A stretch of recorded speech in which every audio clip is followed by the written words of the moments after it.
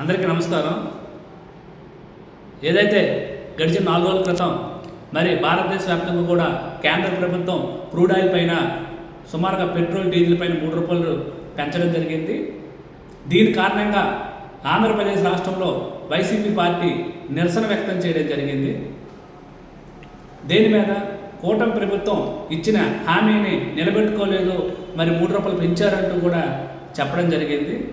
YCP పార్టీకి మేము ఒకే సూటి ప్రశ్న వేస్తున్నాం. ఈరోజు ఆంధ్రప్రదేశ్లో మరి పెట్రోల్ కొరత వచ్చిందా, లేకపోతే భారతదేశంలో పెట్రోల్ కొరత వచ్చిందా? దీనివల్ల వచ్చింది.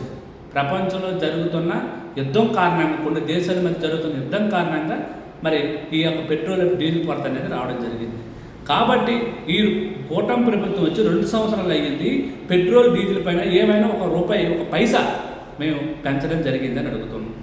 కూటమి ప్రభుత్వం ఆ రోజు ఏదైతే హామీ ఇచ్చిందో ఆ హామీ ప్రకారమే ఇప్పటికీ 2 సంవత్సరాలు ఒక పైసా కూడా మరి కూటమి ప్రభుత్వం ఆంధ్రప్రదేశ్ రాష్ట్రంలో ఒక పైసా కూడా మరి పెట్రోల్ డీజిల్ పై మేము పెంచలేదు. అదేవిధంగా మరి విద్యుత్ ఛార్జ్ సంబంధించి కూడా మరి మీరు గతంలో వైసీపీ ప్రభుత్వం సుమారు 7 సార్లు విద్యుత్ ఛార్జీలు ఈ రాష్ట్రంలో సామాన్య ప్రజలపై బదయించడం జరిగింది. మేము ఒక్క పైసా కూడా విద్యుత్ ఛార్జీ ఎప్పటికీ మేము పెంచలేదు.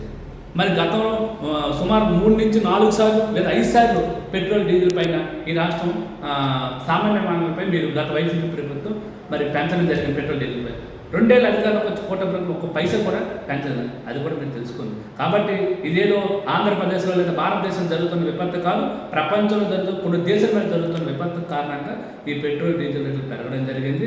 అంతే తప్ప కానీ ఏదో కూటమి ప్రభుత్వం లేదా నారా చంద్రబాబు నాయుడు గారు, పవన్ కళ్యాణ్ గారు, లేదా లోకేష్ గారు పెంచుతానని మాత్రం అనుకుంటే, ప్రజలకు మీరు ఏదో చెప్పాలనుకుంటే ఎట్టి పరిస్థితి ప్రజలు నమ్మే స్థితిలో లేరు. తప్పకుండా అది మళ్ళీ మిమ్మల్ని చీకొట్టే పరిస్థితి తీసుకొస్తారని కూడా మేము మరొకసారి తెలియజేసుకుంటున్నాం. కాబట్టి దయచేసి గతంలో మీరు చేసిన తప్పుల్ని మా మీద రుద్దడం అనేది 100% తప్పు. దయచేసి ఎప్పటికైనా తెలుసుకోలేని పరిస్థితులు ఉంటే రేపు భవిష్యత్తులో మరి మీరే దానికి తగిన మూల్యం చెల్లించుకుంటారని కూడా మరోసారి మేము తెలియజేసుకుంటున్నాం.